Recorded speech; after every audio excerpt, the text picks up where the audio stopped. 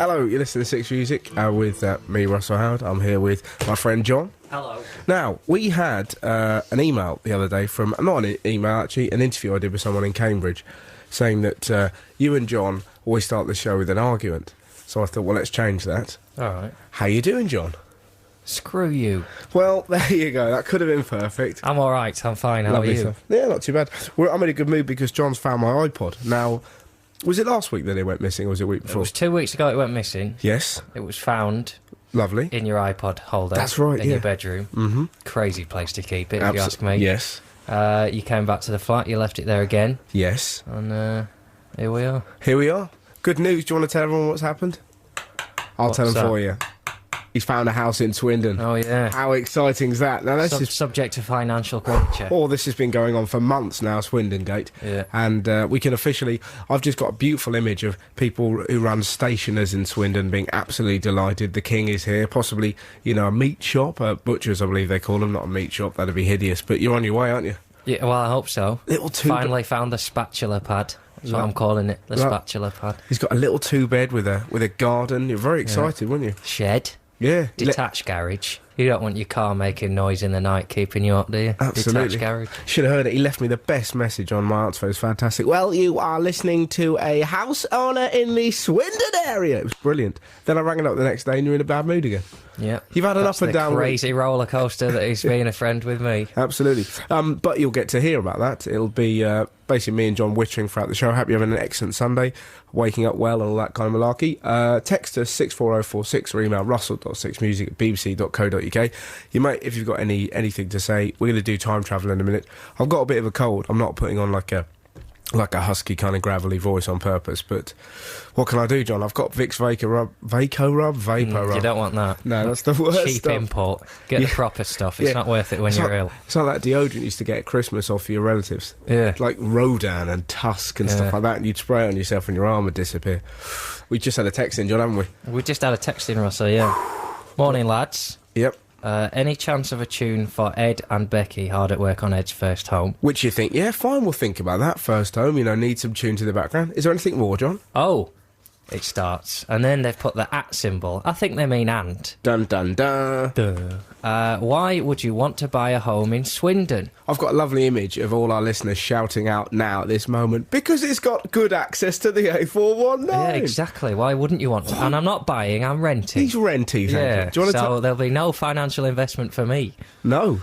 I'll just be wasting my money just to exist in Swindon. I tell you what, don't start like that, John, already. What? It's 10 past 10, people are just waking up, we can't have you whining at them. Come on. They've got to deal with it. Am I the only one that wants all this? sides of the Jon Richardson coin. Who wants it? Do you want this? No. Come on, Stop mate. fiddling with yourself. I can't help it. I have to tell everyone I'm touching myself. There's something about you when you get angry, I can't help it. Go on. Keep getting cross. No, I'm not going to. No. Although people are getting cross on our behalf. We Yes. had a grammar argument last week, didn't We we? certainly did, yeah. If you didn't listen to the show, it was very highbrow at stages. Me and John was very much pro... Well, it wasn't if I was anti-grammar, but it came down for me. The crux of the argument was love, L-E-V, versus L-O-V-E within a text. True love, or abbreviated, I don't really love you, love. That was it. And I was thinking about this last week because I said I didn't mind. If I got an L-U-V, I love you, I'd think, oh, she loves me. Or he loves me if I was in that kind of relationship. I'm not, it doesn't matter. But an L-O-V-E, you know, I'm not really bothered either way. You were very bothered, weren't you, John? Yeah, and funny enough, I sat behind a man on the train this week. You Now, reading his phone? shouldn't have been reading his text messages. Were you really? Yeah. Well, that's properly... No, you got good eyesight. Yeah, thanks. Hang on a minute, how close were you to this man? I was sat in the row behind and he was sat in the row in front. Right. I was fascinated by him because he was sat next to a girl who had her headphones on in the quiet carriage, and he so clearly wanted to say something but just didn't have the guts. It's the British way. Kept looking at her and fidgeting and looking behind him for the conductor to come down and say something on his behalf. Never happened, he just sat there fidgeting, and I lost respect for that man. Flipping out. Did you want to save his situation? Just one note, go, excuse me, I'll do this for you, pal. I nearly said something, but I wasn't that bothered. You The quit. old lady next to me was livid. Really? Absolutely livid she was. What journey was this? I was travelling to Winchester for a pointless university gig. There you go. Anyway, I sees him texting his girlfriend, don't I? Yeah. He's just got a new job. He's delighted, and she's been very supportive. Oh, you've read the entire thing. This So is he properly says, rude. Go on. he says, "Can I just tell you how much I love you?" Lovely, right? But you, the letter U. I thought, just don't bother then. I decided that if anyone ever texted me and said I love you, and let's be honest, the chances are slim, Right, I'll with the rectify letter that U, now. I would text back and say, well, we've all got our favourite letters, but Yeah. just no need to be so arrogant about it. Right, well, there's a couple of things to pick up on that. A is the fact that you're getting outraged at a man who's receiving a text like that. Sending a text, Russell, sending a text. Sending a text when you're reading the text that he's sending, which is surely the bigger problem. Not at all. That's like you. I wasn't reading it out loud. That's like you being a stalker and then getting annoyed by someone for not buying organic meat. Do you not see the problem within? What I see many problems within, but you'd have read it and you would. No, I wouldn't. And you would have gone, "Oh, that's lovely, well done, mate," and he'd have rubbed his little head. Well, I just said it out loud. Well done. That's lovely. That I love the fact you're sat. I'm going to text one of my friends. Look at you, sat on a bus with an old lost my lady. phone. That's pretty much your perfect position. I bet you and that old lady are right now, weren't you? No, we weren't really chatting, to be honest. I was in a... This'll shock you. Were you in a bad mood? I was in a bad mood, Russell. God. So I sat next to her, and we didn't really talk, and she was fidgeting. As soon as we got to the stop... Sexually excited, John. Oh, God. As soon as we got to the stop before hers, and it's not like a bus where the next stop is 2 minutes, you're talking 20 minutes straight up after her stop. Yeah. Sorry, can I get out? I have to get my bags ready. Why would you like to get out? What? Nothing. I do. Yeah, nice, lovely. Is it cake? Oh, well, let's not get into that. My mum does that, though, whenever she's on a train. To be honest, whenever she's about to leave a shop, she will get her keys out and hold her keys ready, even though we're not going to be near the car for about 10 minutes, just in case. I do that leaving gigs, though. You must do that. It's so people know you're on your way to the car, so they won't stop you. You're holding your keys as if to say, "I'm going to my car." Like if you were holding a flaming torch, you'd be saying, "I'm going to burn down a house." The keys are a sign of intent. Well, so are your eyes, let's be honest. When people see you leaving a gig, they know. I mean, we had a lovely text in. I stormed out of my first gig this week. Yes, we had this. It was, I was from somebody in... Oh, yeah. Hello, lads. It's from John Watkins. I was at John's gig in Porthcawl on Friday. He was very good. Very good. Worth the journey from Swansea just for him. He left too soon, though. He seemed to get the impression that it wasn't going well, but everyone was enjoying it from where I was sitting. He seemed angry. Yeah. John. There was a man there.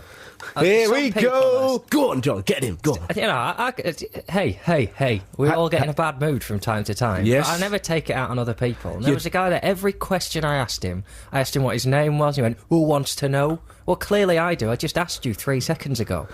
And then I asked him what he does for a living, and he said a bit of this, bit of that. Yep. I got really wound up. And then at the end, he said something horrible. I just lost it. Did he? What did he say? He just said, "I'm just waiting for the comedian to come on." And I just said, "Well, And it turned out he'd never even been to the gig before. So I had a right... Oh, God, I unleashed hell. Yeah. It's really funny when that happens, because both you and me are quite weedy young men. Yeah. But it's something about when you're doing a gig, and just there's always a few arseholes in.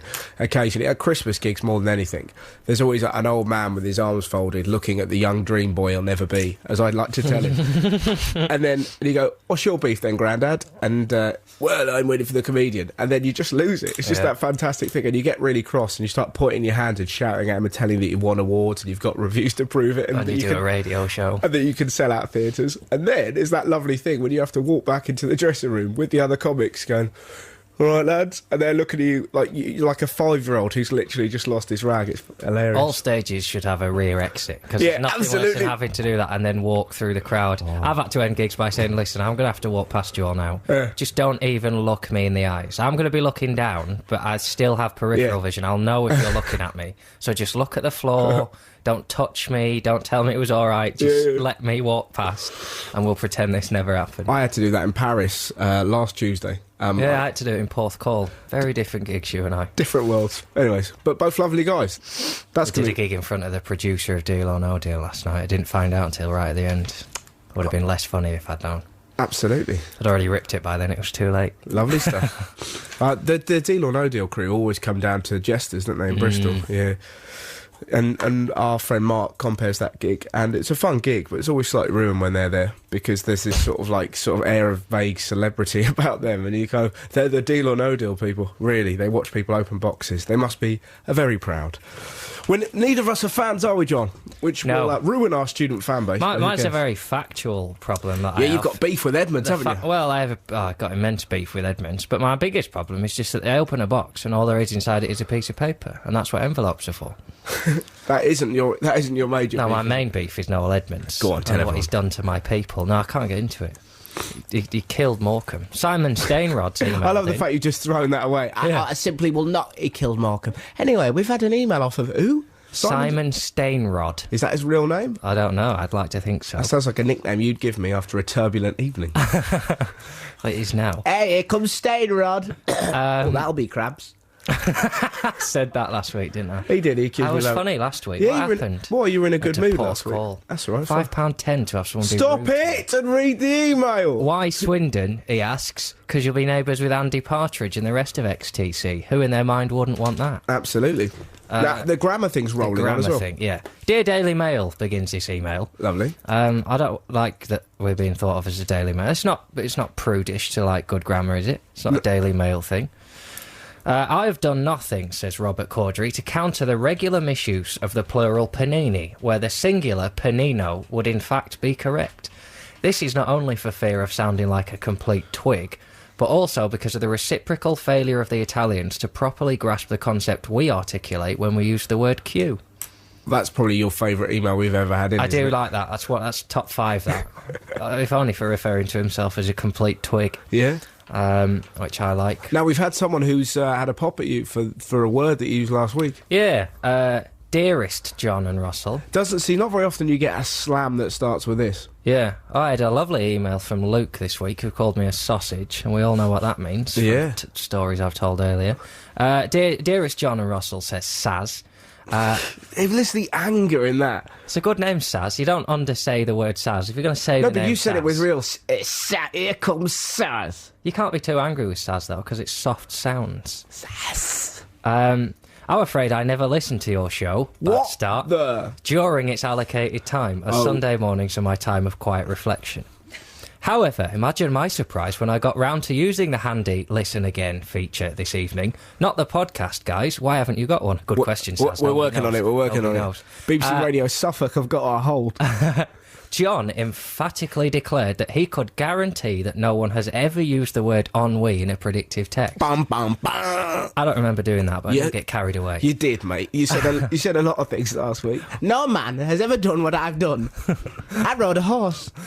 Well, my friend, you might want to be sitting down for what comes next. Luckily, I sent he this is. very text message to my friend Chloe before I even listened to your show. It's recreated verbatim. The drinks machine hates me too. I ordered number 52, white tea with sugar. It gave me lukewarm, milky sugar water. This is not helping my ennui. Now, I'm not sure. I'm granted you've used the term ennui, but I'm not sure you've used it correctly.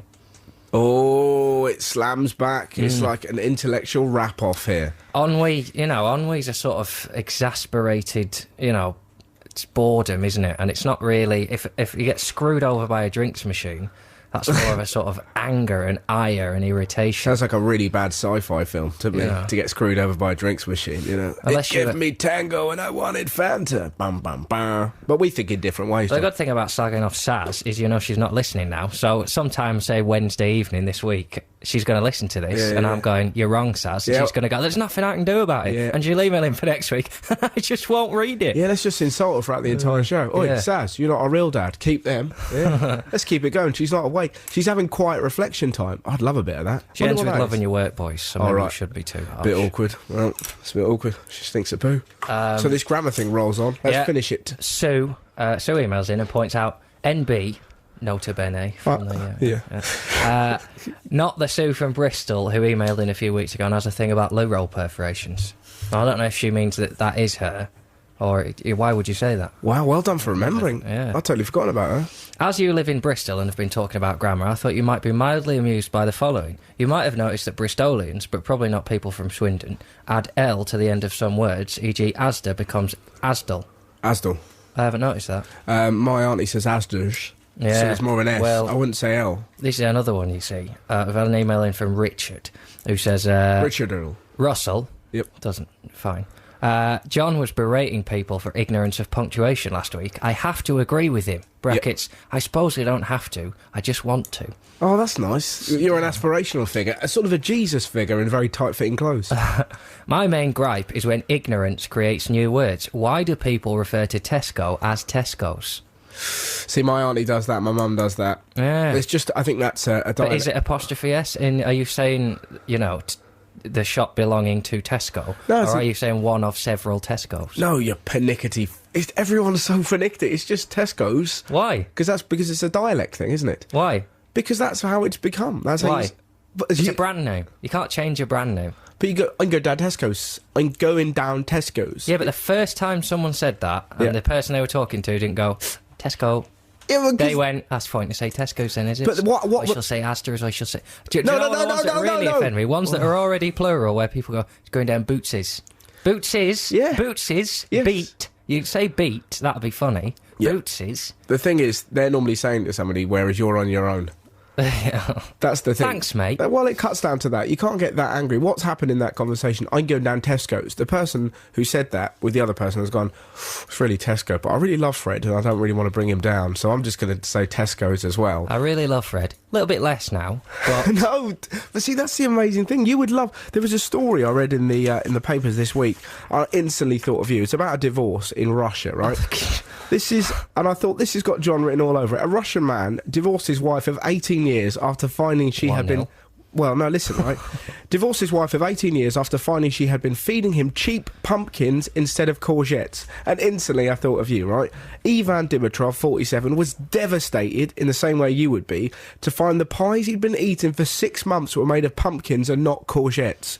And then he said this, right? Now, I'm not going to read it out in the Russian voice. I'm going to read it out in your voice. She knows I absolutely hate pumpkins, and she lied to me for months just because the pumpkins were cheap. What else has she been lying about? What man could trust a woman who feeds him pumpkins for half a year? That is you. I think we should hook up. Yeah. But what's your thing? He's got a fair point. He hasn't got a point. That he says, what do you say? What else has she been lying about? Yes. Exactly. No. Exactly. No. Here's a courgette. Oh, it's actually a pumpkin. Here's your toothbrush. Oh, I used it to clean the toilet. Here's the postman. Ah, I've been having an affair with him. All started with a pumpkin, didn't it? Yeah, and do you know how he found the pumpkins? Again, this is you. Mr. Dimitrov, let's call him Mr. Richardson from Swindon, said when he realised the truth, after finding pumpkin rinds in the bin... Yeah. He immediately hired a lawyer to... Well, they should be getting recycled for a start. That's incredible, isn't it, though? See, my first thought is, I thought that was... Actually, I've been quite enjoying the pies, actually, and we've saved money. Let's spend that on a holiday. Let's have some fun. Let's get maybe a Lila, and we can play Po-Lila and throw a ball at each other. Your response, right, what else are you lying about? Yeah. No, not in any way. I think he's a fool. Why didn't you just... The first time he had the pumpkin pie to go, I thought I'd tell you that was pumpkin. And then he would have gone, fair enough. But if it's really embarrassing when someone's tricked you for 6 months. Why would you just choose to make him look like an idiot like that? It's not making him look like an idiot. It is. No, what she's going 6 months. Idiot. No way! God, that's anger. That's anger coming out. Courgette. No. What? She's telling her mates, yeah, I've got him on courgette. He thinks it's pumpkin. She's been down the old hammer and sickle of an evening. Is that what you think? Going, I give him courgette, but it's actually pumpkin. She's like that. He's total idiot. Arena, you are the living end. There's no way that's going on. What's happened? She's saving a bit of money because maybe she's saving up for a big present for him at the end. Like, I don't know. Like a massive pumpkin. Yeah. She's going to write, I hate you across the front. No, she's going to jump out of the pumpkin in lingerie and go, I love you. Right, it's a bit seedy. It's a bit... Oh, that's a delightful punchline. Well done. Eat that, Porthcawl. Enjoy that, Swindon. That's coming your way. I think the fella's got a point. So well done to him. So go on, then, the grammar thing. Yeah, well, it's Richard's email. It says, for the love of God, there's no S at the end. In the same way there's no H at the beginning of H. Yep. People who say H, that's another good one. Good point, Richard. Well done. Add it to the list. Chalk it up. Well done, me and you. I'm guilty. Right? And there is no D at the end of Matalan, he says. Matalan. People are mistaking it for a mystical country where everyone wears Lee Cooper jeans. But then he says, this feels like it's turning into an Am I Normal, but I do feel better for getting it off my chest. God, we've had some great Am I Normals in. Remember, text us 64046 or email russell.6music@bbc.co.uk. All the tiny things that you do, you feel compelled to do, you can't not do them. They either give you comfort or anger. Those little things. I had one on the way in create this a morning. community of freaks. What was yours, love? Right. I had one, but then on the way in this morning, I heard the phrase eating humble pie. Nice. Right. Matt on 5 Live was talking about how all the managers have been eating humble pie because they reckon Reading would get trounced yesterday and they didn't. Yeah. Now, what do you picture when someone says eating humble pie? Because I picture an actual pie. Yeah, same here. Very specific pie. Yeah, my pie is a pie that makes you eat, you go, oh, that looks lovely, I'll chomp into that pie, and then you eat it and you go, oh, I've been such a fool. There's courgettes. What's the pie look like? That's what I'm getting at. You see, mine is big pie for me. It looks like a lemon meringue pie. It's got meringue on the top, but instead of lemon, it's blueberry. Oh, really? Mine's more a crumble, if I'm honest. Yeah. It's a very specific pie, though. I'm going to make that. I'm going to make blueberry meringue pie. I reckon it's going to be lovely. What do you think humble pie tastes like, then? Do you think it tastes Just tastes like blueberry meringue pie. And what does it make you feel? Well, I don't know. Windy. It makes you feel alive with antioxidants. That's a fair point. Blueberries are great for you. Well done, blueberries. My lord. Are you all right? Although if your wife gives you a bowl of blueberries and it's actually a banana, then just get rid of it. And to be honest, if you've mistaken blueberries for bananas, you're a little bit of a fool yourself. You're not to know. Yeah, you are. He's been housebound since the accident. What? Hang on a minute. You've totally changed this. You've now got her as this sort of misery-esque character that's feeding him gruel as opposed to porridge. You've got the wrong end of the story. You dirty bird. The good thing is, she's now on the market. You know, you can hook up with her. Oh, yeah, a liar. A vegetable liar. Of all the things. John, please. Fife thingamajig from the Guillemots was on Buzzcocks the other day and was very funny indeed. You know, they do the intros round. He really went for it. It was fantastic. It scared the hell out of Bill Bailey. So we're doing Am I Normals? Don't forget, text in yours, 64046, or email russell.6music@bbc.co.uk. Any quirky little things you do. John's got millions of them. I've got a fair few. I've actually noticed quite a lot that I've been doing this week. They're all fairly weird. Go on. Thanks, John. For example, I keep waking up convinced that I've killed somebody. Which is a bit horrible. Do you ever get that? You know, when you're sort of mid-dream and you've just woken up and then your brain's going, oh, God, oh, no. And it's just reminding you of all the things and stuff you've killed. That's the feeling after that, though, when you realise you haven't killed anyone, is great. Yeah, but then you worry about, oh, God. Because then there's a sort of a double negative, isn't it? You go, phew, I haven't killed anyone. But then you go, I don't know, what if I have? What if I've done some sleepwalking and I've stabbed my mum? My mum's got a broken nose as well, which is a bit awkward. Because she went, here, look, I got a broken nose. I'm going to put it on YouTube. My mum's been very weird this week. Because as part of the Brits thing, right, we got a like a goodie bag. It was horrible. I told you all about it, right? Yeah. And they gave you various kind of bits and pieces and stuff like that. One of the things was a little costume for a dog to wear, right? And it's a very tiny costume. And my mum went, I'm having that. And she's popped it on my dog, and what she's going to do... As it were, John. And it's a very odd moment in your life when you're on the computer and your mum goes, we're going to get Bert to sing, right? We're going to get him to sing along to a song from the Brits, and we're going to put it on YouTube. Rate it. And you're sat there going, Mum, I've got emails to do. It's a very weird moment. Anyways, and she went, yeah, I've got a broken nose. And she thinks... But you know, last week I was on about sort of imaginary punching her in the face. Not just last week, Russell. No, I think Christmas Eve was the first show you mentioned showing your mother the fist. That's correct. Yeah, I'll flick the fist at her, but I never connect. And she's now convinced that all this kind of flinching. Yeah. She does the same to me. I haven't got a broken nose, but yeah, her nose is slightly out of shape. So I feel a bit bad that I might have, me going on about it. I've accidentally broken her nose, but I haven't. So that's one of them, and I've started shouting, I think I've got this off you, I was listening to Radio 5 Live the other day and I noticed that I've started shouting out people need to die at the radio. Yeah. There was an amazingly horrific story. Did you hear about the 4 people from Sheffield and their kids? No. Oh, it's incredible. Sounds like the start to a joke from the 70s. Oh, it's not. It's the worst thing I've ever heard, right? When you just listen to something and I just thought, well, we need John's gun. We need John's gun that sterilises people, because there was video footage. These 4 people have been taken to court over video footage of them watching 2 toddlers who are 3 years old beating each other up. And you just find yourself just shouting, how have they got kids? That implies that the 2 kids have been hitting each other, and then the dad has gone, we can't just watch this on our own. They've rang up their mate. You right, Dave? And he must have just answered that call and went, what, your kids are beating each other up?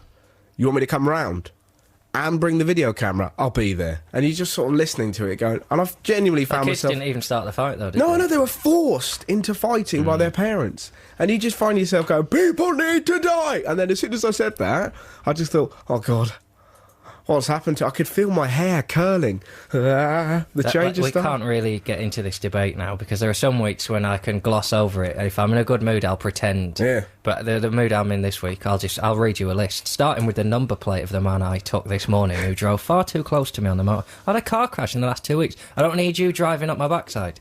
And because then I have to lean over while I'm doing 80 on the motorway and get my pen out of my bag to take your number plate, which is dangerous. Did you do that? No, I didn't. I memorised it. Did you memorise it all the way? Oh, I've got a lovely image of you just all the way down the motor. CM2 456 CM2. It was doubly... No. Go on, read it out. No, Let's I'm not shop going him. to. Read it out. Shop him. I'm not going to. But, you know, I hope he got wherever he was going 7.4 seconds quicker for having risked my life and his. Fool of a toque. 5 points from Gryffindor, eh, John? Yeah, damn right. Right, that's some Pass really... me that marker pen. How are you going to kill him with... Wow. Love the smell of marker pens, don't you? That sounds like an alternate version. I love the smell of marker pens in the morning. Very clean smell. It's not as nice as petrol or the smell of a baby's head or freshly mown grass. Oh, I just had a horrible Am I Normal in. I'm reading it, it makes me feel sick. Lovely. Hi, Right. Russell and John. Great show, guys. But I've you're gonna- noticed recently that... But you're going to read it out loud? Yeah. Like, would you- Because you'll be fine with it, because it's the sort of thing you would do. Oh, really? Here we go. I've noticed that recently, whenever I make tea for people, Yep. I always taste it before I give it to them. Yeah, absolutely fine. No problem with that. Good guy. No. Yep. No, Adam Haycroft. Hey, it's Not all right, having Adam. it. Get your filthy, germy lips off my teacup. Do you know, if I eat tea, if I drink tea out of the house, Yeah. I always use the same... I hold the cup so that my thumb is pointing towards me and the handle goes over my thumb, so I drink from the bit that's above the handle, because I think statistically most people have the handle on the left or the right so that their lips have gone on the main rim of the glass or cup. But I drink out of the bit of the rim that goes above the handle because I think most people don't use that, therefore it'll have less germs on it. Ordinarily, I would giggle merely at the word rim. But that's so troubling. That moves me beyond the childlike delight I would have from you saying the word rim twice. People are dirty, though. No, aren't they're they? not dirty. People are people. We're a brief sneeze of time, You no? just said more people need to die. Yeah, but Adam Haycroft is grebbing in people's tea. he's not grebbing. What on earth's a greb? When you drink, a little bit touches your lips and then goes back in the cup. Yeah. That's tantamount to spitting in my tea. No, it isn't tantamount to doing anything. All he's done there is he's gone, I'm making a tea for John. He's likely to get angry about anything, so I'll make sure this tea... So I'll lick it. I'll make sure this tea is fit for the evil, angry little pernickety king. I'll sip it. Oh, that's just enough sugar for him. There you go. He doesn't need to know about that. I'll wipe it clean. There you go, Si. It better be good tea or people are going to die. And then you sip it in the weird way. You'll probably get a glove like Martin Clunes out of them behaving badly. God, you know you're going to do that when you're a young man. You've got your whole life ahead of you. You're going to go into like a Starbucks or any other coffee shop and then put on a special glove in the future, aren't you? I've got no issues with handling the cup. I'd have to get sort of Now? some sort of plastic mouth guard to go around my sweet. lips. It's going to be a few years' time. We could take this Bruce Moose. We got to get in. I said get in. You're going to be like Mr. Burns when he went mad. Oh, that's what's going to happen when you go to Swindon. You're going to grow your hair long and your fingernails. You'll be like one of them weird people out I'm there. going to learn how to play the piano and I'm just going to stay indoors and play Moonlight Sonata over and over Oh, again. Jesus. In my garden. In my garden. Well, that's I'm going to have barbecues on your own. with fresh herbs. Who you'll start talking to? We can't trust them Oh, all, the can best- we, Parsley? No, we can't, John. Play another song. You know what I'm going to play. And I'm going to invite Dimitri round and I'm going to roast off some pumpkin on the barbecue and then we're going to set fire to it in honour of his ex-wife. Why has everyone gone quiet when I end of it like that? That's all right, We're innit? worried about you, mate. I'm all right, I'm fine. A minute ago, you wanted to sniff solvents. Oh, not solvents, that's wrong, kids. But marker pens, nothing wrong with that. As long as you don't get it too close, otherwise you colour in your nose, everyone think you're an idiot. Yeah, exactly. You know, you don't want, you know. But Although let that us is the sniff of that is the old- lighter side of sniffing. That you always look a bit like a rabbit. Stop doing that. You can't do that. That sounds like the sexiest thing ever. Yeah. For all people know, you've just got Tipex there. No, not Tipex, not a fan of Tipex. I quite like it. Go What on. are we doing now? Where Am are we I going? normal? Let's have a few of them. All right then. Nope. I've got a nice one here. Dear Russell and John, this is from the Bridgend YMCA. Flipping heck. When I am a passenger in a bus, I will make the bus change lanes by pressing my body into the wall. When all my force makes the bus lane changes, which it does often, I feel very powerful. Much love, Rebecca Swansea. Does she run across the bus then? I think she's just got, to be honest, that's like... overtaken, you've got to go right-hand side, then left-hand side, don't you? Yes, but she must have to just shimmy over like a crab and then gently push. Yeah. Or she has to act like the bus is making her jolt everywhere. It would be great if she was in speed. How great would that be if it's kind of going on and she's, don't worry about this, I'm going to make the bus change, Cano. There we go. A powerful look. There's a bomb on this bus and a weirdo at the back. Don't worry about her. Yeah, exactly. Keep it going on over 50, but don't turn because she's running. Joe Squeeze Me Knuckles says, hey guys, just thought I'd tell you that I get a bit bored while waiting for your show to start. I do as well, for 6 days and 21 hours a week. But luckily when you're on, you're nothing but chipper. Oh, look at me now, alive with the power of radio. Don't stop him now. I had to start a game of solitaire. That's when I realised that I have to keep on playing game after game until I win one. Sometimes it makes me late for things. Even then, I have to sit and watch all the cards fall down the screen until it's finished. I do that. I've been playing a lot of Spider Solitaire this week. That's a good game. I have an Am I Normal from... This is a belter, this. We've had 2 really good ones about codes in, right? Ben says, when I'm watching a DVD, I have to look at the DVD player when it's at 1 hour, 11 minutes and 11 seconds. Yeah. If I don't, I get really angry, especially if I've looked at it at like 10 past 1, and then you forget to look again in a minute's time, right? And then we had one, this is a great one from Wesley. I already like him because he's called Wesley. Yeah. Right? When I see a pattern in the time, I have to say it out loud. For example, 1441, 1248, 1010, 1234. That's a belter, that, isn't it? It's the entertainment side. And he lists 1248, which is a complex code because it's doubling each number. Well done, Wesley. Hats off. Christ. Crazy hats off. And put in the corner. Crazy hats off indeed. Let's have some music and think about the things you've done. I just feel sorry for them. It must be so, because, I come across as just a naive young boy in that I watch a DVD to enjoy the story. I don't kind of watch it and go, oh, look, 11, 11, 11. Well done. Touch my hand twice, lick my nose. God. We've had a stack of grammar emails and such like in. Yeah. So much so that we're going to turn it into a regular feature of the show, aren't we, John? I think we are, yeah. Hey, John, what are we going to call it? We're going to call that, Hello, Grandma, what big eyes you should have. There you go. So text us in 64046, email russell.6music@bbc.co.uk with any sort of things that you see that irk you grammar-wise. And we're putting that on the website now, so have a look at the website and you can send in, maybe you can send in photos of you next to the angry thing on like I've got a menu. few on my phone of have you? Things that are spelt wrong. Do you know what's very popular at the moment is because I don't think a lot of printers and that have apostrophes, and there seems to be a trend of people using commas instead of apostrophes. Yeah. They're sort of nodding their head to the fact they're aware there should be one, but just putting a comma, it looks ridiculous, it really does. And you've taken photos of this on your phone? I've taken several photos, although the best one I saw that I took on my phone was at a garage in central Wales, where they'd put a sign on the pumps saying, overnight all petrol must be payded for. Payded. Unbelievable. Payded. Let's be honest, there's some incredible stuff on your phone in general. See, I'm pretty much restricted to taking photos of fat people that fallen asleep on trains. Yeah. I find that very enjoyable, to the point, but it's annoying when you have to have that because it always sounds pervy. When you throw water on them. No, that would be better, wouldn't it? Oh, imagine that if you had the confidence to get, if we had mates, we could have one with water on one side, one with flour on the other. You ready with your phone? On 3, 2, 3, click, and then you'd have to get off the train. Yeah, you'd have to get it. And you'd get battered. Absolutely, lovely stuff. Flour and water. See what you've done there. Humble pie. Well, what? Alan Morgan. Humble pie comes from liver innards and generally poor meat with tubes in it, which were once called umbles. It was a food for the poor at court when the servants got such, while their masters ate actual meat. Thus, to eat humble pie was to be the lowest ranked person there. Ah, our show's turning into QI. How We've got some right clever listeners, haven't we? Yeah, it's brilliant when that Proud happens. of them. Yeah, it's really great when, like, let's call them the wise uncles and aunties of the show, like, listening to the children playing and went, well, I simply can't let that go on. See, I've got them reading out in quite a posh voice every time. It comes from humble pie. See, we've had it down as blueberries or meringue, which shows I'm going to make that this week. If anyone tries and steal that recipe, I will be angry. Copyright Jon Richardson, blueberry meringue pie. Well, I love the idea someone's said that out loud. Up to their arms in meringue going, no! I'll have to stop now. How did he know?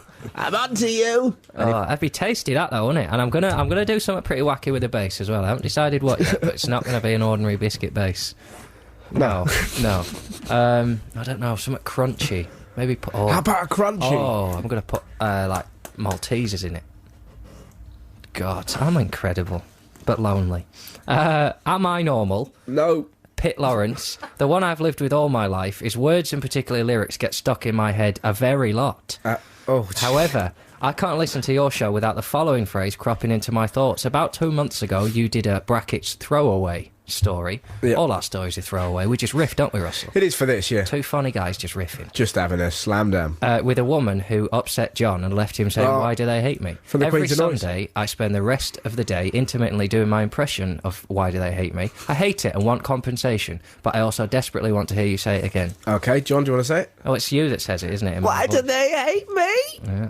He did say it was terrific. And someone says, I've never heard the word greb before. And my friend Martin mentioned it a few years ago. It seems you two are an aficionado. Do you use the word greb? I've not. Well, see, I didn't. You thought that greb was like sort of spitting. It's phlegm, yeah. Yeah. See, I imagine like a character from like a cartoon show. Here comes Greb the Invisible or something like that. Right.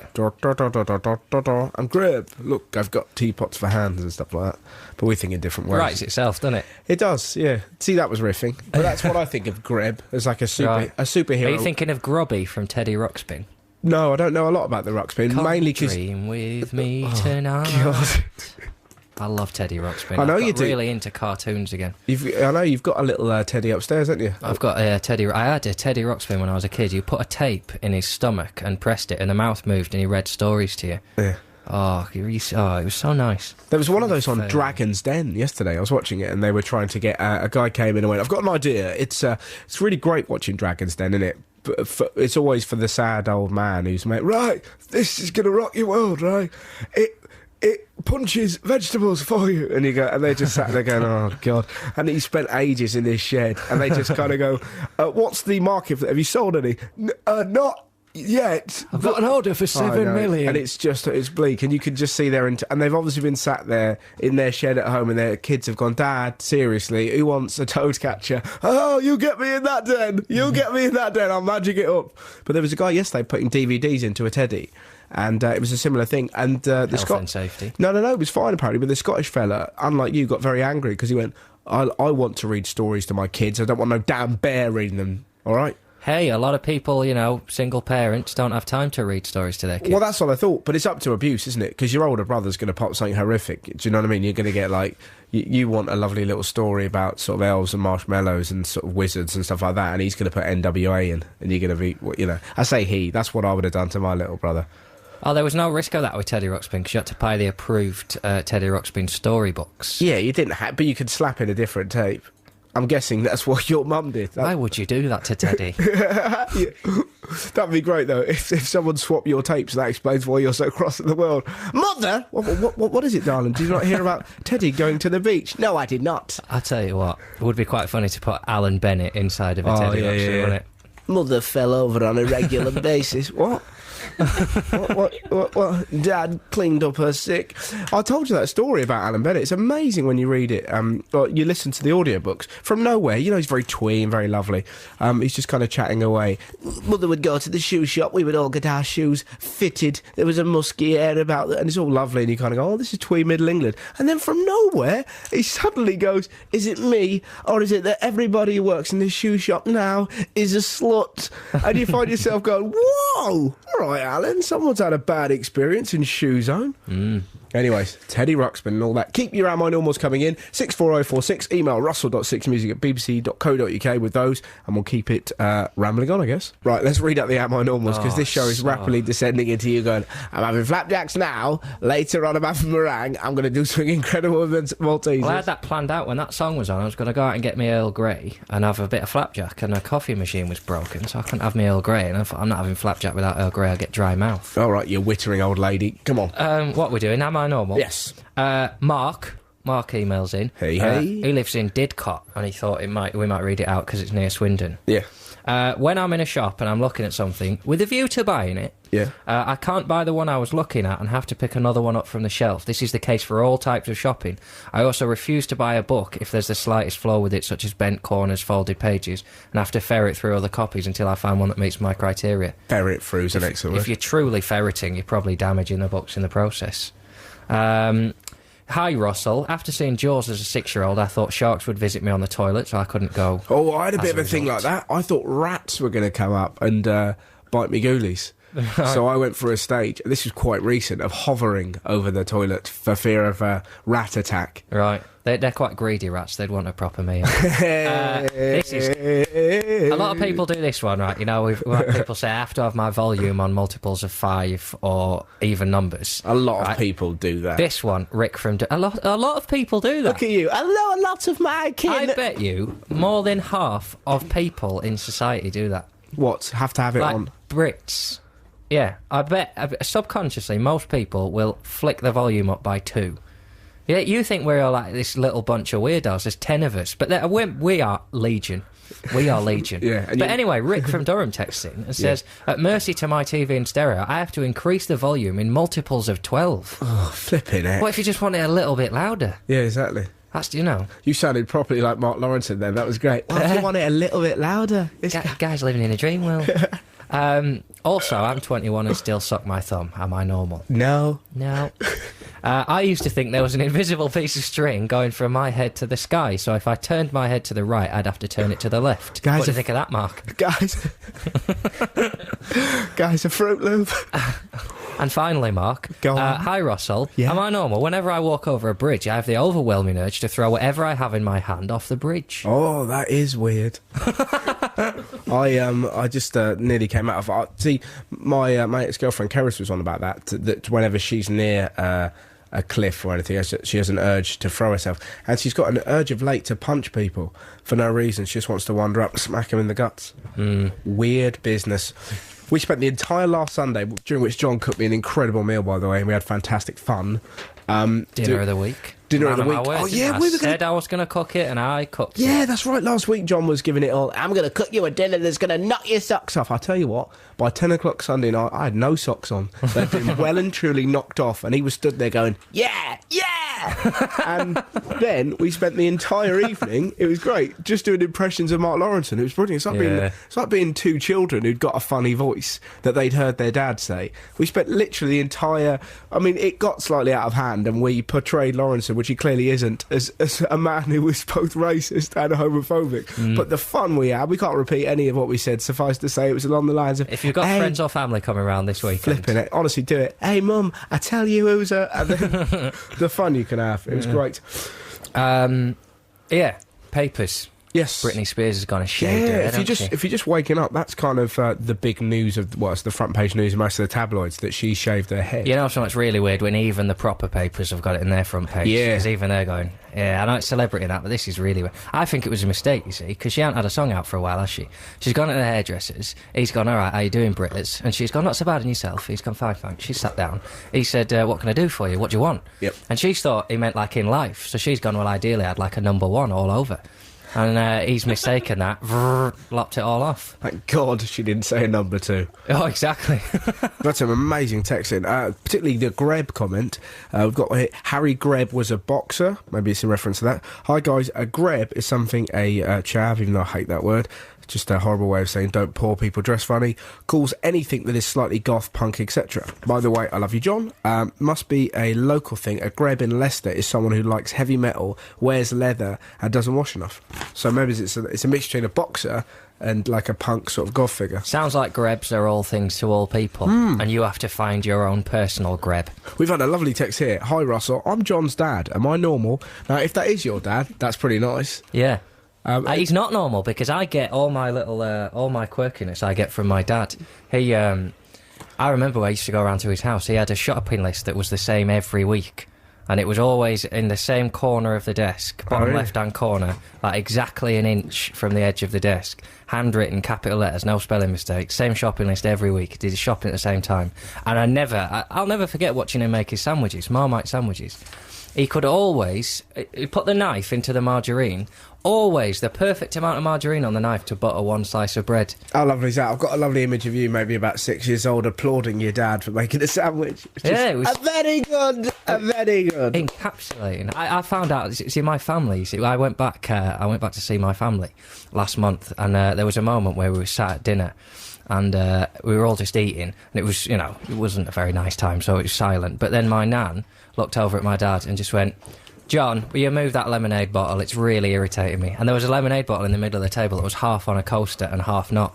And my dad looked at me and said, "I'm surprised you didn't say anything." And we all had a little moment where we all went, I'm glad we all noticed that. Really? No one wanted to say anything, but we all spotted it. Quite nice, a family sit down. Yeah. Obviously it was in a slightly strange situation, but Yeah. I can't remember the last time we had that. Like, because nice. when I was a kid, my dad doesn't know how to cook anything, so very occasionally when he was doing work on the house and that, he would just make peanut butter sandwiches and that was it.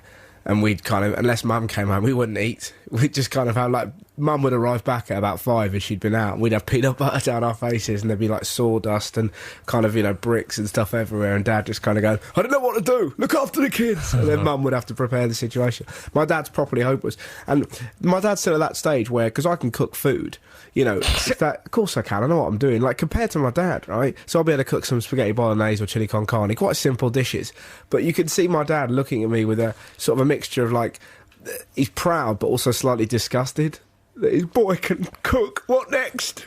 He'll be moving to Brighton. It's that kind of... Having lived with you for a year, my enduring image of you cooking tea... Yes. Will Cooking be tea? You putting chicken fillets on a George Foreman grill for about an hour until they look like crisps. Yep. Then putting them on a plate with some broccoli that's been boiled for about 3 hours. Yep.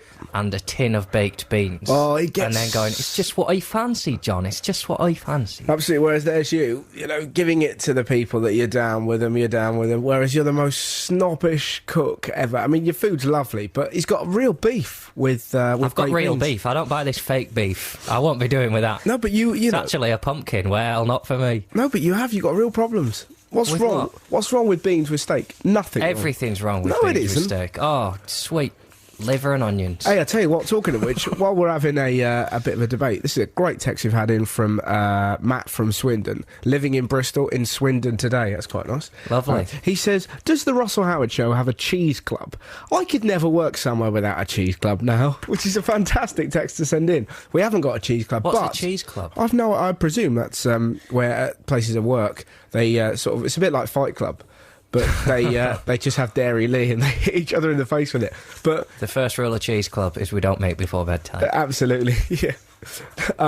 But I would imagine a cheese club. Text us in 64046 or email russell.6music@bbc.co.uk if you know of a cheese club or you belong to a cheese club or you've been chucked out of a cheese club.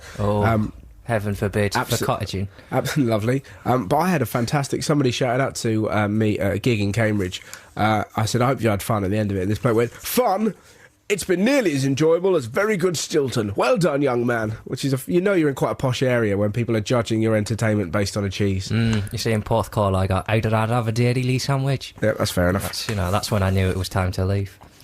This is another one in. "John, it's not possible to copyright a recipe." That's from Martin. That's Oh, yeah. Well, that sounds like somebody wants to steal my recipe, Martin. Just watch out. And I'll set a legal precedent. I've had a lovely one from Stephen Lester. "Russell, you can turn that fake camera noise off, which is quite nice." That was about me taking a photo of a fat man on the train, and him just assisting me in that, which is nice.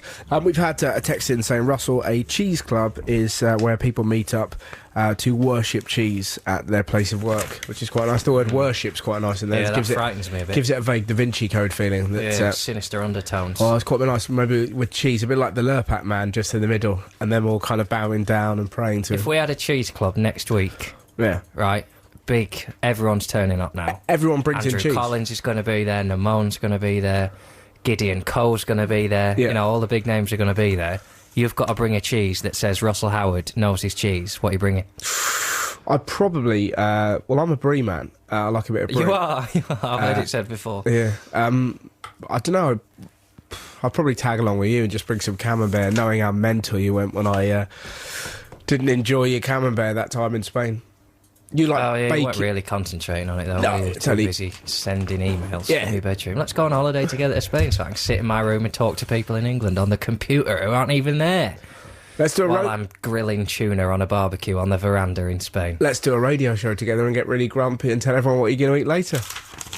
What am I going to eat later? I don't know. I'm off straight to a gig after this, so that'll be me, no tea. Lovely stuff. We've got, talking of the old cheese thing, there was a bloke in Cambridge who's eating nothing but cheese. That was in the papers this week. Did you read that? Yeah, it's for a series, isn't it? BBC Three one about making people eat vegetables. He said if I could push a magic button for it all to change, that I would do so. Because it's one of those, you initially sort of read it and you go, oh, what, he's nothing but cheese. And then you realise he's got a food phobia and he'd love to stop it. He munches his way through 17 stone of mild cheddar every year.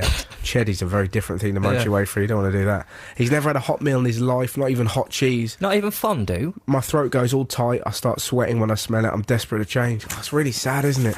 No, I think it's an angle.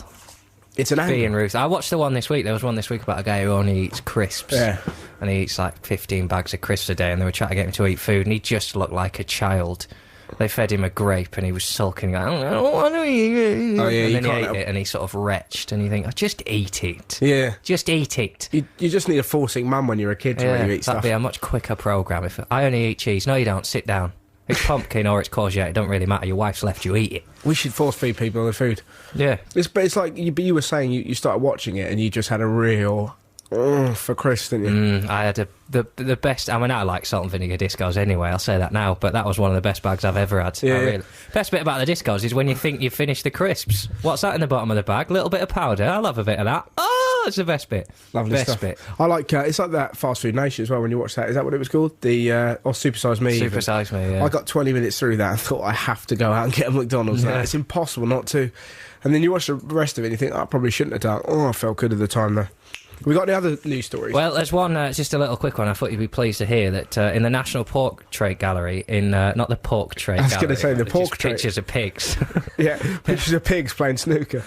In the National Portrait Gallery in Australia, they've taken down the Jermaine Greer and they've replaced it with a Steve Irwin. Oh, fantastic. What she said about him. Yeah. I know that wound you up, so I thought, here's a story, right? Dogs are giving blood now. Yep. Because dogs have accidents, they get run over and stuff. Yep. So now, like, police dogs and that are required to give blood every week. Oh, lovely. And you can register your pet on www.dog.dub. Or if you don't have a special keyboard with just different kinds of D on it, dogbloodDonors.com. And dog blood, right, there are different kinds of dog blood, but it's not dependent on breed. So, you know, and you can't freeze dog blood, but you can keep it in the fridge for a fortnight. So it's a bit like milk in that respect. You can freeze milk. Well, that's how long it lasts. Dog blood goes off after 2 weeks. Yeah, apparently. Goes a bit... Oh, I nearly did a horrible pun. I just pulled out at the last minute. I think empty silence is better than the Hang on a minute. So that can't be true. That's surely down to the freezing technology. But if you wanted to freeze, what happens about like dogs in the future and stuff?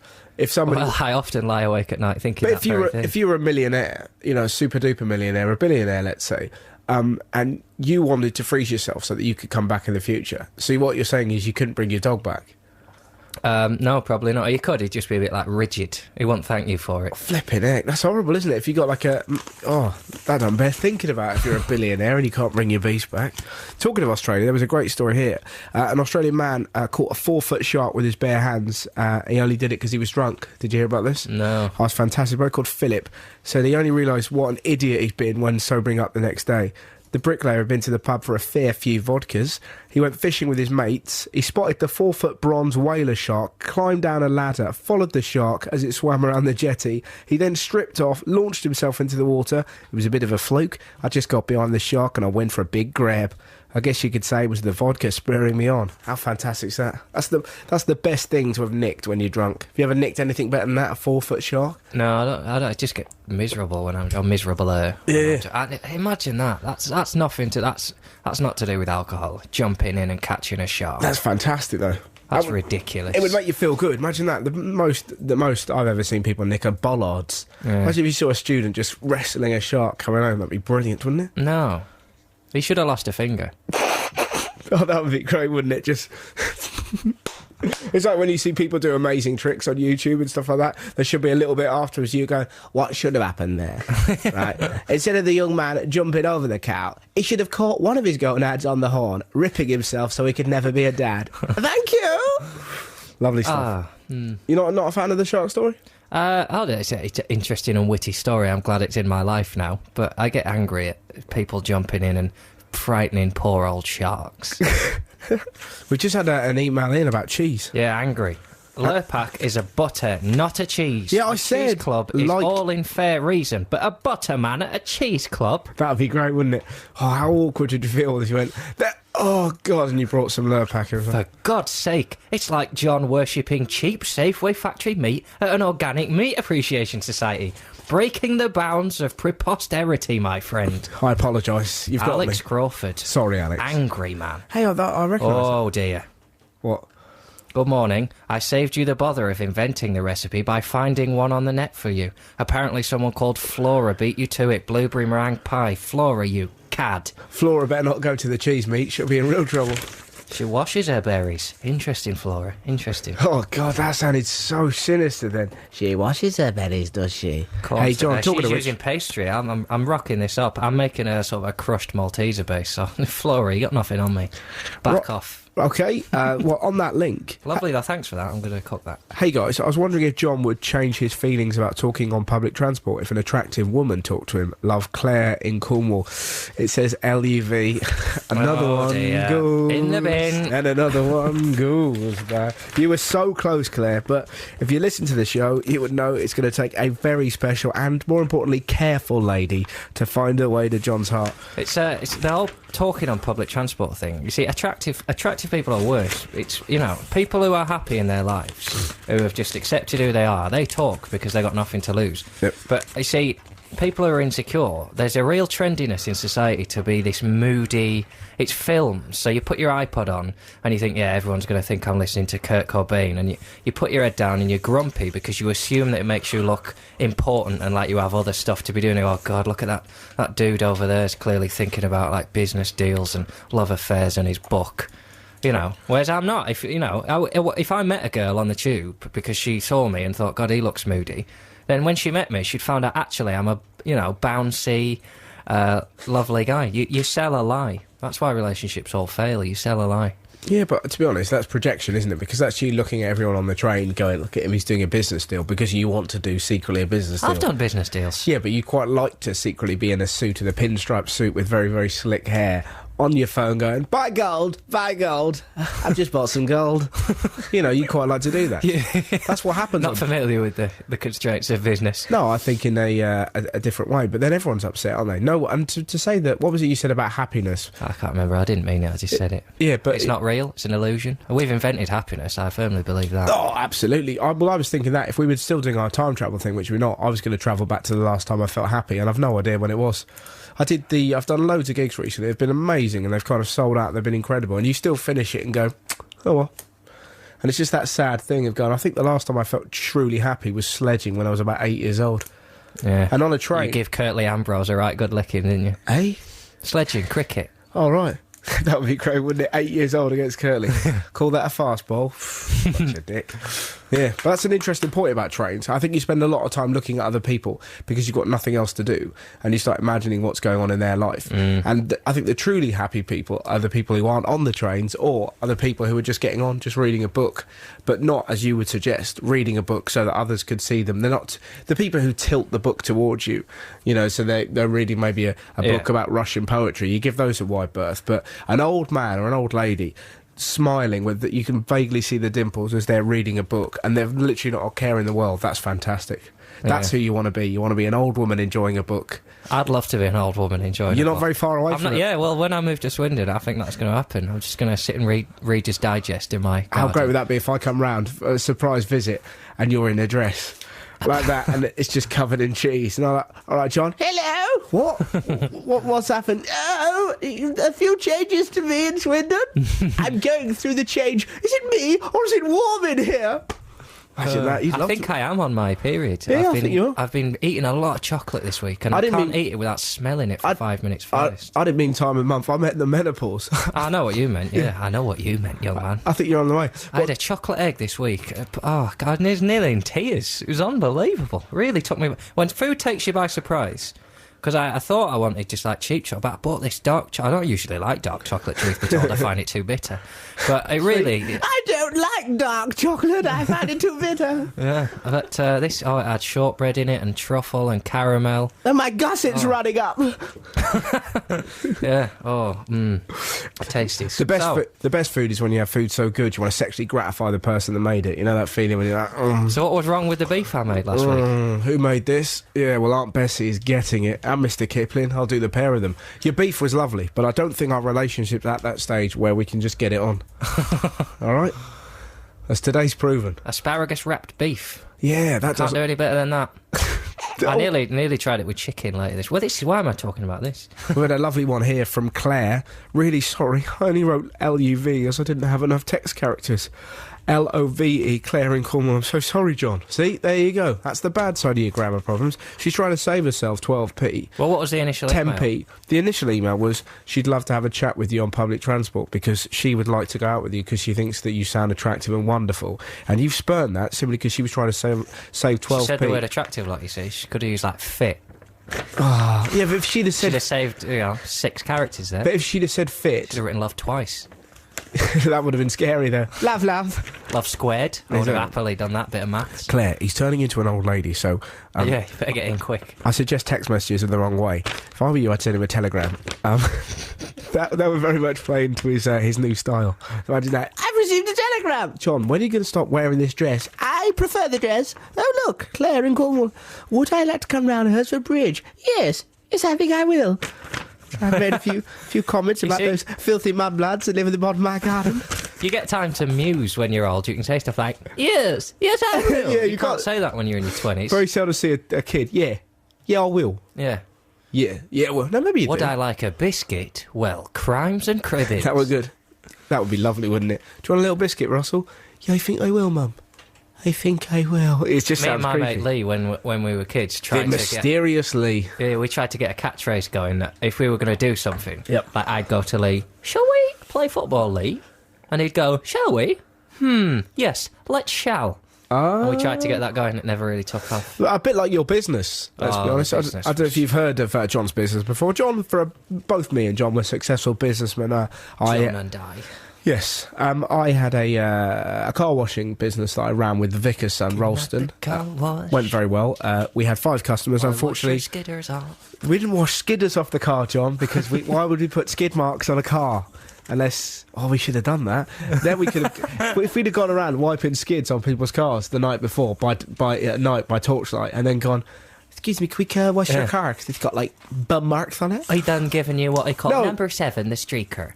We wouldn't do that. I've ranked him. Yeah. I done waxed it. Well, I only had enough wax for like a bit behind the door, but I done it. We were a fantastic combination, because I just rock up and go, all right, can we wash your car? It's real filthy and that. And the vicar's son would go, yes. And they'd see him and they'd think, oh, God, we better, or God will attack us. But our business went sour because 3 of our customers died. And, because they were old, and like the villagers saw us as a bit of a curse. Yeah. So they wouldn't have us wash our car. Don't let them wash, you'll die soon. Yeah. To be fair, you shouldn't have made your first call that hearse company. That was a fair point. Washed them, you got typecast. Exactly. But you had a business, didn't you, whereby you, I believe, stole chocolate and then Didn't steal chocolate. And then sold it on. Just bought chocolate and sold it on an increased price. Yeah, exactly. So you used to go to like a penny sweet shop, like Woolworths, Pick and Mix or whatever. He'd get 15. Have one for me, keep it for the journey. And then he'd go around and like knock it off. How terrifying would that be? You're about 5 at the time. And then they'd open the door. Hello, madam. Do I have a milk bottle for you? Oh, thanks very much. That'll be a penny. No. That'll be 10p. 10p? God, you've hiked that up from 1p. No, they weren't a penny. They were like fun-sized chocolate bars. Bought them for 5p, sold them for 10, 100% markup. How many did you flog? I could have retired by the time I was 7 if people weren't so tight. Unbelievable. You probably got home and your dad's like, where have you been, son? Oh, bloody hell, Dad. I tell you what, get my dress. Tough day at the office. First the wheel fell off my skateboard. Then I ran out of Milky Ways. Of course, everyone wants a Milky Way. Who wants a topic? No one. Hey, go on. I like topics. What's topics? What's the next news story? This is a nice story. People don't say nice things about the postal service. Well, I'm gonna, right? Someone posted a letter from... this is beautiful. I heard this. Yeah, from, I think it was Poland. It's just, they put on the address, Coombe, Yellow Door, Wilmslow, England. Yep. And it got there. The postman knew which house it was that had Coombe in it with a little yellow door and delivered the postcard. Well done, Posty. What did the letter say? I hate you. Yeah. That was slightly awkward. I thought it was a different story. There was a story this week about a childhood sweethearts. A guy was on the front during World War World War One in 1918, and he sent his sweetheart a message, and it arrived to his daughter, who's now 86, and she opened it, and it just said, "I'll be home soon. It's terrifying here, but I love you." And you're like, "Oh, that's fantastic." You know, and you read something and go, "That's..." Got her hopes up. Say again? That probably got her hopes up. That was her daughter. Yeah. What did it get her hopes for? Are you going to ruin this? Go on, then. Are you going to smash her hope? Well, he implied, What? I'll be home soon. Yeah, and he did get home. It was all fine. Well, he didn't now, did he? No, but they've since got married. This 90 years has elapsed, and the daughter's got... But the letter's just arrived, that's the story. Yeah. Right. But it's still got there, is the point. It's taken a while, but it's... Yeah, that's taken a bit, that, hasn't it? 90 years. Second-class stamps. Yeah. Save a bob. We've had a text in from James in Oxford. Stop making me hungry. Thank you. Sorry, James. We can't help it. We've noticed... Sunday's the best day to be hungry. I used to love when I was working during the week. Sunday Beef morning, and Yorkshire puddings, watch James. cooking programmes in the morning and know that you can go out and buy anything. Yep. You go out and buy anything. And if suddenly someone says, hobnobs are nice, you go out and buy hobnobs. I used to love that. Absolutely. I love the idea of somebody just gone, yes, they are. I'll go and buy some hobnobs. I did that at the shops the other day. I thought, I'll have some nice food. Sorry, this is not good for you, James, but I'm going to tell you what I got. I got some chicken, right, and I got some sort of peppercorn sauce, which you normally have with beef, but I thought I'm popping that on the chicken. Yeah. And I thought, am I going to have a pudding? I don't normally have a pudding because John's made me have a slight eating problem that I can't really have too much food because I'm a very nature chunky, and I always imagine when I'm eating too much, he's there going, yum, yum, yum, yum, yum. So I've stopped, but I saw some Angel Delight and thought, I'm having that. Angel Delight, that tastes like... No, I had banana flavour. Get the entire lot of it. So sorry about that, James, but we will... in fact, stop making you hungry. We'll just eat some food. You're allowed. It's 12:15. Yeah. Sunday's the day to eat. Yeah. Have a proper roast dinner, everything. Oh, how great that if there's someone making it now. Go on, you make it. Put some parsnips in there. Throw some garlic in with your roast potatoes. It keeps going with Claire in Cornwall, John. Sorry, I think you probably are fit. I hope I'm not an old lady, as I'm only 17. Why don't you move to Cornwall instead of Swindon? Love, Love, Claire in Cornwall. There you go. What did he just say? What did he say? I said something and I meant it one way, but it came out another. Oh, really? I forward that email on to that. That's what I meant. This is one for John as well. This is from Emily Mackett. To John, my dad got a catalogue through the post with lots of, quote, useful items for the older woman. It might be useful to you, from Emily. That sounds good. How great would that be? Look at that. I've got my telegrammer. There you go. Lovely stuff. Oh, I've got my Thora Herd tape. I love my Thora Herd tape. Gets me through my day. I tell you a trick, right? I've put it in my Teddy Ruxpin. It's always ever so nice. Sounds to me like someone's quite enjoying pretending to be an old woman. What I do of a night, I sit here with my hot water bottle, put it on my tum-tum. I've had some terrible pregnancies. Oh dear, that's very You see, all this coming out, you've clearly thought of all this. No, I wouldn't know what to... If I woke up as an old woman tomorrow, I wouldn't know what to do with myself. You've got an entire month planned out. Oh, shut up. Wednesdays is bridge night. Thursdays I go down the cinema with Edie because they do tea and biscuits on a Thursday afternoon. You'd love all that, though. Oh, I'd love all that. There's part of me thinking you wouldn't mind dressing up as an old lady just so you could get into the circuit of being an old lady, because I imagine... The circuit? Yeah, I bet there's... Exactly. Yeah, I'm touring at the moment. I'm doing Skeggy tomorrow night. That'll be a rough gig. You know what I am doing? I'm doing Southend. I hate that. I just do it for cash. Yeah, it's cash, No, Mondays, right, on the old lady circuit, your Monday, you're probably relaxing. You're nothing planned. Tuesday, straight away, bridge. Wednesday, coffee morning with all the ladies. Thursday, go out to town, get your shopping. Friday, rev up for the big night because you're going down the pub. You have your one drink. You sit there. Saturday, Bingo Friday during the day, and then you have your drink in the evening. No, bingo evenings. We got our gala now. We went fun at first because we thought multinationals, but we have fun. We know what we're spending, and we enjoy it. What? I never thought I'd be going to Mecca. And Saturday is your tea dance. Isn't it? Because me and my little brother used to watch him dance. It was brilliant.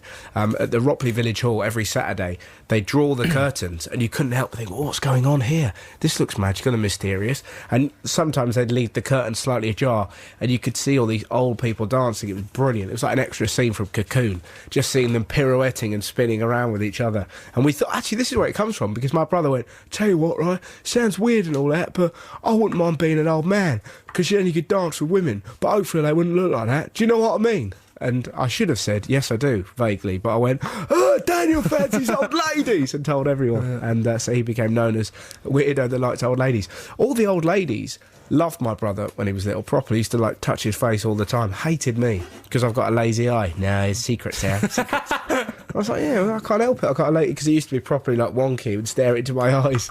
And they saw me as a sort of a Lord Voldemort figure.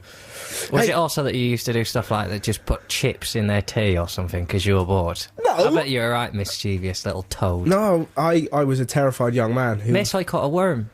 Miss, I caught a worm. Yeah. That'd be great. Show and tell. I brought in the lurgy and attacked ladies. No, I was just scared. I thought I was going to die all the time when I was a kid. Lots of crying and moping. I used to cry a lot, thinking, oh, what if my parents get divorced? What if I never lose my virginity? All these things. Just lie awake at night crying. And then one day I realised that these things weren't worrying about, and so began my quest to have fun. But, you know, you people moan about grammar. You've got your whole life ahead of you. We're having some cracking grammars and Am I Normals. Already I'm excited about next week. Absolutely. Possibly the best Am I Normal we've ever had. Possibly. Now, talking of fun and excitement and joy, which we're having, it's time for your belter, my friend. Yeah. Now, I'm excited about this because I had a sneak preview last Sunday when, well, John was attempting to woo me with beef and tunes. You hijacked the meal. I offered you in on it. You did. It was fantastic. It was one of the best evenings I had. Made me down as a pervert. It was lovely though, really nice, wasn't it? I'd use sirloin steak. It's not worth buying cheap beef. You know, I felt like I felt like a princess because I was. I did pee on you. Nice. You've misunderstood. Shut up. But we were there. I was sat there in a pink dress, and John went, "I've made your dinner for you," and I went, "Oh, great, excellent. Is it just beef?" And then he just looked at me and went, No. Sirloin for you. And slapped it down. Because someone wanted to know how you did the beef, didn't you? Asparagus, bashed out some beefsteak, wrapped it up, roasted that off, sealed it off in the pan, then threw the pan in the oven, roasted that off. Garlic mash, roasted vegetables, and red wine.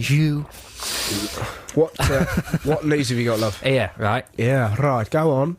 They've only gone and done a survey this week, right? About sex. A third of couples still believe that jumping up and down after sex will prevent pregnancy. Right. A third who've never thought, you know, if that were the case, you wouldn't have any baby kangaroos. Nice. Right? But this is interesting. A half, and I'm going to say, including me, didn't know. How long do you reckon sperm can live for? Inside the body? 2 weeks in a fridge next to your dog's blood. How long can it live in a body? Yeah. I don't know. A fortnight.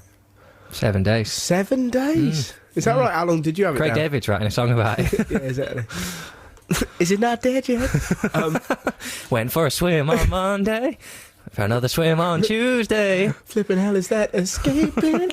What? Well, how long did you think? Do you think it was like... I don't know, I thought like a few hours. Well done to him, I say, resilient. Lovely. But, you know, I wouldn't have had him down as... They're quite basic, aren't they? I mean, Daddy Longlegs only lived for a day. Yeah, they must be livid, the Daddy Longlegs. Slightly different thing, though, is it? Well, they're not livid because they've got no concept of anger, have they? Because they've only been alive. It must be. How do you know? They might have religion. Oh, here we go. Is John drunk again? If you're a Daddy Longlegs, you go, I'll have a wonder about flipping. Oh, look at the size of my dead. You know, I think that's pretty much it. You haven't got time to kind of go, we must go hang gliding. No, I went hang gliding earlier on. Or do they fit everything in? Do you reckon they fall in love and then they fall out of love and they learn everything? They have a song. There's a fly that only lives for a few hours and makes love and stays with the woman and it has the babies and then it dies. Is that right? What fly is that? I don't know. It only lives for a bit but has it off fly. What would you rather have? Live forever? A fly or a Daddy Longlegs? No. What would you rather do? Would you rather have a specific time that you live for and you can achieve certain stuff, or would you and know that you get to do those things in, say, 40 years, or would you live for 80 and take your chances? First one. Shadow of a doubt. You didn't even think about that, did you? Now, first one, now straight away for me. Text us in 64046, what you'd rather, or email russell.6music@bbc.co.uk. Live forever. So it's interesting, not forever. If you could have it on a scale, like where the more you achieve, the younger you die. Yeah, that's an interesting one. Yeah. This whole Claire thing from Cornwall's really got out of hand. Now girls are texting in, Claire in Cornwall. She was trying to be thrifty by using LUV, but she's now sent 3 texts to rectify the situation. See, Russell, getting grammar and spelling pays. We're not just ranting pointlessly. I didn't think young people use the term thrifty. Of course they do. I was under the impression that if you told a girl you were thrifty, she'd think you had an STD. Or a speech impediment and you were very old. I've got a cleft lip, have you? You had some stories about the youth of today. Talking of the youth of today, they've had a right rubbishing this week, haven't they, John? Well, not really them. Just a survey said that Britain is the unhappiest country of all the Western countries to grow up in if you're a child. Is that right? Too much in it, love. What? They've got too much too soon. That's what everyone keeps saying. Yeah. But it was amazing, all the surveys this week. Like, there was that thing about David Cameron taking cannabis, and it was in the Times. I think 64% of people weren't bothered, but they'd rung people up. Like, so they obviously gone, hello, if David Cameron took cannabis when he was 15, would that affect him being Prime Minister? And people went, nah, not really. And then the follow-up question was, what if he'd taken harder drugs? And you think, well, that isn't the point, is it? That's such ridiculous journalism. It's like kind of going, all right, OK, he once killed a fly with his thumb. Would that affect him? No, not really. He punched a hippo in the... well, yeah, maybe. It's just that thing. If you're going to question on that way, then you're clearly not going to vote for him, are you? It's ridiculous. No, I struggle with that, you see, because my reaction to that is to say that, politics should be about policies. But then I do agree that if politicians have affairs, then they should lose their job. Not when they're 15. No, well, that's it. No, but if you say that it doesn't matter that he smoked the doob when he was a kid... I'll think of the things we've done when we were 15. Imagine this. You probably... I did nothing. Lying. I cooked. You probably stole from a stationer. I didn't steal. I've never stolen. There's probably a diary entry there somewhere. Today I did a bad thing. And oh God, what's he done? He killed the man. I stole Tipex and I shouldn't have done. I flicked an elastic band in my cousin's eye once. There you go. That. See, I once tried... It was an accident. I once tried to impress a girl by turning up around her house wearing nothing but Umbro shorts when I was 15. Yeah. Never been more aware of my nipples in my life. But there's a different reason that you won't be Prime Minister. What's that? Well, let's not go into it now. But he's 15, he's at Eton. I think the fact... if he's playing soggy biscuits sober, that's scarier. Let's be honest. You need to be whacked out of your jam rag, or you're in real trouble. What are you writing down here? Has he... what? You can say that out loud, I can't read... has he cut? We had an email from someone in saying that they're angry because they don't know who's in the studio. They can hear people laughing. So do you want to say who's in the studio? We'll keep the mystery. Dun dun dun. All right, fair dues. So apparently it's the worst place, but it seems to me that the kids always get rubbished a lot. There's a really great thing in the paper. Apparently the over 50s are responsible for more carbon emissions than any other age group. How cool is that? Why is that? Because they because they eat a lot of parched They eat peas. lots of parched. Yeah, no, key factors: high car use, holidays abroad, and eating out. So they're the one ruining the planet. It's not the kids. Whoops. She just ripped that. That's the problem. There's a lot of hoo-ha about air travel, isn't there? Saying that if Ryanair did a massive advert in the paper as if it was a story. I hate it when the papers trick you into reading something and then you get to the bottom and he goes, this was paid for by... and you go, oh, you cheekies. Yeah, exactly. Monkeys on fire. Oh, flipping it. Nothing about simians. But apparently air travel contributes 2% of the world's carbon emissions. There you go. I'm going to fly to Belfast this week. What am I to do? Should I get a ferry? Take the ferry, mate. Right. I tell you where. Now, we said we'd do it last week. We're definitely doing it. It's Dreamlord time. John, you got your hat on? Yeah. Here we go then. We said we did this last week. Basically, we had loads of fantastic dreams that you text us in. You can do this every week. You can text the Dream Lord on 64046 or email. It's probably easier, actually. russell.6music@bbc.co.uk, and then you can really properly elaborate. Now, we've had one from Rachel Aries. Dream Lord, are you ready? Good. Rachel is overlooking a swimming pool. And she's kind of peering into it. She can see the murky shadows. And then suddenly, she has 2 front teeth knocked out by the person in front, who falls. This person, then she's chased around by a red apron dentist who follows around with a rolling pin, so she hides in a cupboard next to a Thai restaurant. So, John, what does that mean? Well, the chasing... I say, John, Dream Lord. Yeah. What's your voice? Yeah. What's your voice? Well, it's just me. I've researched this week, you see. Now, your Inuit believes that if you dream of a swimming pool, that's a sign of imminent but short-term, well... I've forgotten the word. What is it when you wee yourself? Incontinence, that's it. Yeah. Well, that would have worked a lot, but I've written incompetence down. Start again and put on your Dreamlord voice. Here we go. I can't believe that's happened. Hey, come on, raise it. Here we go, Dreamlord. Right, you're Inuit, your swimming pool. That's incontinence. Right. Okay. I had a word with children's TV presenter Toby Anstis. Good guy. About this. Yeah. Now, he firmly believes that losing your 2 front teeth, that's lapibocophobia, which is a fear of the way that rabbits eat. Okay. Now, I've put these two together, and I can firmly say without any doubt that this means that at a village fair this week, Rachel will soil herself upon being presented with a prize-winning carrot. Interesting. So that's Rachel Aries. If you're listening, that's what's going to happen to you. She's going to soil herself. Yeah, I'm afraid so. Okay. Well, you can't argue with the dreams, though. You can't argue with the dreams. That's the dream. While we're here, mate, do you want to tell me what mine is? That I keep having sex with a car. Right. What does that mean? I don't think that's a dream, because I've noticed I've been having problems with my exhaust. That's the end of the show. I hope you had fun. John, what are you up to this week? Anything fun? A few gigs, either and thither. You going to Belfast? Charity gig tonight, put something back. Absolutely. I'm off to Bath, and I'm doing lots of other stuff. And next week... You're getting paid for that, are you? Of course I am, yeah. And unbelievable. Next week I'm going to watch Rufus Wainwright. Have a fantastic week. Thank you very much for listening. Take care. See ya. Bye-bye. BBC 6 Music.